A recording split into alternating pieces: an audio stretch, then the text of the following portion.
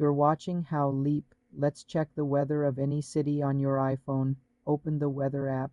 At the bottom of the screen, tap the list icon to view your locations. Tap the plus sign in the top right corner to add a new city. Type the name of the city and select it from the search results.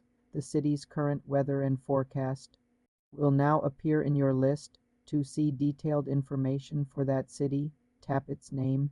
You can view hourly forecasts for the next day and a 10-day forecast. To remove a city, swipe left on its name in the list and tap delete. You can also ask Siri, say, "Hey Siri, what's the weather in London?" For a quick voice update. For more simple computer tutorials, subscribe to the channel.